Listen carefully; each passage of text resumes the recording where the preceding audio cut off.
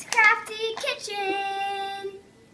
Okay guys, so we're going to be making some Valentine's Day sugar cookies. So today what you're going to need is some melted butter, a spoon and a bowl to contain everything and stir things, a Betty Crocker sugar cookie mix or any cookie mix, all-purpose enriched flour, 1 egg, measuring cups or spoons. Hey. You're gonna need your frosting. Any frosting will do. I think we might like split this in half or something and color a little bit pink or red or something. And then you'll need kinds of frosting or sprinkles. So we have some red crystal ones and then we have these Valentine's Day ones. Then you're gonna either need a cookie cutter or you can just freehand it. And you're also gonna need a rolling pin, a pan, and some sheets over there. And you're gonna need an oven set to 375 degrees. So let's get started. So what we're gonna start off with is cutting this. Did you read the directions? Wait. So first you're going to heat the oven to 375 degrees Fahrenheit, which we have previously done. So now we are going to soften this butter. You don't want to melt it because then it'll be too liquidy. It's melted. Because you're not adding any other liquid. There's no oil or milk or anything? Milk. So melt this all the way, probably 30 seconds to a minute, just depending on how liquid it is. And you are going to need one, which one are we doing? The cutout or the drop cookies? Cutout. Okay, so you're going to need 1 stick or half a cup of butter / margarine or spread melted. So let's go melt it. I'm going to start with 30 seconds. Just 1 minute should be good, and you can come do some other stuff over here. Okay, so now it says to add this. So I don't think I added to get scissors because you don't really need scissors. But if you're very, very strong, then it's fine. So come get some action of this. Come get some action. So I'm going to crush it up a little bit. Okay. You want to make sure you save this though for the instructions, or you can just use my video as an inspiration. Then we are going to want to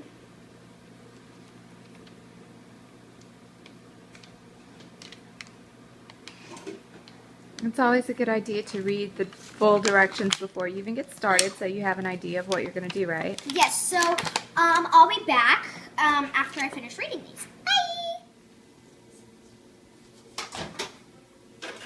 Whoa. Okay, it's melted. It looks like yellow egg yolks, kind of. So that's what you should go for. So now what you're going to want to do is add your flour.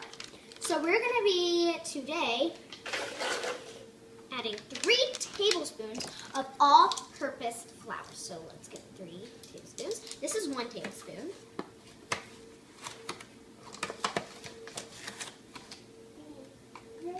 Everybody try and comment down below how you get like background music and stuff for your videos. We heard you can just play music in the background, but like play music in real life in the background. You sure could. Yeah. Okay, so now you're going to take your spoon and you're just going to stir that. Now, why do you think we're adding extra flour? Probably because it needs to be a thicker cake. Or, not cake. Oh my god. Then we're going to add our butter and our egg. So, I love, this is my favorite part, is adding the liquids to the powder ingredients, or the solids. Ooh, it looks like mashed bananas. I don't know why. There's nothing to do with bananas here. Then we are going to crack our egg.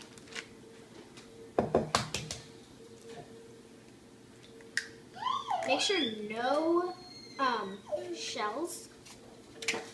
are inside of your batter. And make sure you're mixing slowly. I suggest hand mixing it because there's more love inside of the cake or whatever you're making. Like, because if you mix it by something else, then it's not as much love. You have to add, love is the number 1 ingredient into every recipe.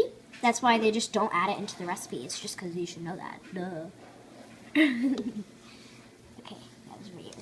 And if it's getting too Dry. thick and too hard for you to You stir add with a some water? spoon, no, you just use your hands. Yeah, 'cause I as just long washed my as you've hands. cleaned your hands, yes. Ooh, it's warm because, The butter. yeah.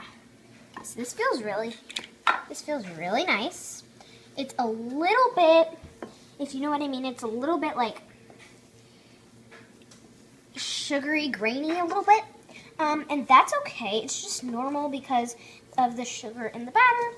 But that will all dissolve later in the oven. It'll probably evaporate. What was on my forehead? Flour or cookie mix or whatever. No, I like it. Looks professional. Okay, so this is what you should come up with. And we should taste. Yes, because why not? If you are pregnant, do not eat this because it has raw egg in it. Very good. Okay. Okay. So, Then, now what you have to do... Oh, wait. Okay. So, we are going to go onto the pan now. Let's go. Okay, so now what we're going to do is we're going to take our flour. Oh, you're going to want a surface that you don't mind getting flour on. We are just not using a surface, really. We're just using this wax paper. mm-hmm. Okay, so I'm just going to take a little bit. Okay, that's And we're probably not going to spread the cookies out that far. just to be safe. Okay, and then you're going to take a rolling pin, and you're going to put some flour on your rolling pin. I like to kind of press it in and rub it, just like that. Rolling pin, that out of the way. Okay, so now what you're going to do is get all your dough. Oops. It's the fun of baking, you never know what's going to happen. Okay. Is that all of it? Now go ahead and get all of it out there. There we go. Now that's all of it. And you're going to take our floured, has to be floured, rolling pin and roll. Oh my gosh. Should we tape this down? You could tape down the wax paper if you want. So let's do that. We'll be back. Oh. Hi there. Well, we are done with that. Now, do we have to cut them out? Mm-hmm. Okay, so let's go. We have tons of different heart sizes right here. I think this is a great size. Mm-hmm. So you just press down firmly, shake, then kind of rip a little door. Oh no, that did not work. How do we do this? You're doing fine. Just, oh gosh. You're doing fine. Put it on the pan. Oh, the pan. Mm-hmm.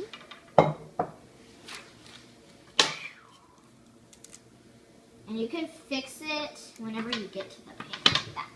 And try to stay close to the edges so you don't have a whole lot of waste. Extra, yeah. Like that. You just kind of wiggle it out. Then carefully lift it.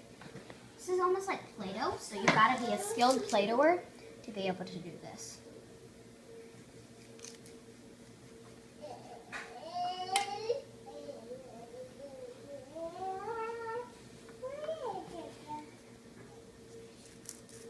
Hearts are one of our family's favorite shapes, and so that's why we love making Valentine's Day cookies. It's because they're so fun and festive. And yes, I do have blue eyeshadow on, like it's the winter time. Because normally you're supposed to wear like, well, not supposed to, but normally our family wears like red for Valentine's Day, but I'm wearing blue. And it's, how many days till Valentine's Day? Oh, it's 8 days. 8 days. So, wherever you live, how many below how many days till your Valentine's Day. What? They're all the same. This was a fail. So, we should have colored our cookies. Oh, Can we? no, it's too late, but we can color some of the frosting. I don't know if colored cookies would taste just good as normal. Then what you have left over, you can crumble all back up into a ball and roll Start out. over. Yeah, roll out a little bit more. So if you guys are struggling with rolling out, that's because you're not very experienced. And we suggest you either ask someone who is experienced, or you can just find a YouTube video. So I'm rolling this out. Okay, you want me to pause it? Cutting out. We have all of ours ready. So now I think it is time to put them in the oven. So I'm going to tell you how long you need to put them in. So let's go. This is how they look. Messy kitchen. Yeah, the baby gets into the cabinets and pulls everything out. Careful whenever you're using an oven. Please make sure you have an adult supervision. And if you're wondering, well then why don't you have one? I do, behind the camera. Okay, so now what we're going to do is check how much time. 5 to 7 minutes. So we'll go with 6 minutes and see how that turns out. So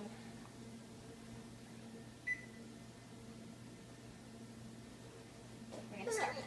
So see you guys in 6 minutes. Okay, so we have finished cookies. We have tons of sprinkles all over them, and they look amazing. We did make some turd-shaped ones, which are so funny, but let's taste test them. So here's a little bit.